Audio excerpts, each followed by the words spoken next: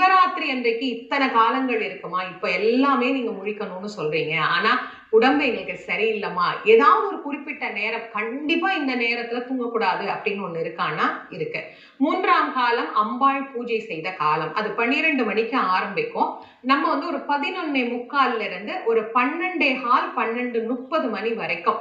நான் எப்பயுமே இந்த நேரத்தை மிக குறிப்பிட்டு நான் உங்களுக்கு சொல்றது உண்டு. இதுதான் சர்வசக்தி படைத்த அம்பிகை இறைவனை நெருப்பு வடிவமாக, அப்புறம் சுவாமி லிங்கோத்பவராக காட்சி கொடுத்த அந்த காலம். அண்ணாமலையார் ஆலயத்தினுடைய வரலாறை சொல்லும் போது இதை நம்ம நிறையவே சிந்தனை பண்ணி இருக்கிறோம். இறைவன் அடிமுடி காணா பெருமானாக நிற்கிறார். அந்த லிங்கோத்பவ நேரம், லிங்கோத்பவ காலம் அப்படிங்கிறது இந்த காலம் தான். இதுலதான் அம்பாள் என்ன செய்யறார்? நெருப்பு பிழம்பாக இருக்கிற சிவபெருமானுக்கு தான் பூஜை செய்து வழிபாடு செய்கின்றார். இந்த நேரம் சிவராத்திரியினுடைய மிக மிக மிக மிக முக்கியமான நேரம். இந்த நேரத்துல தூங்கக்கூடாது.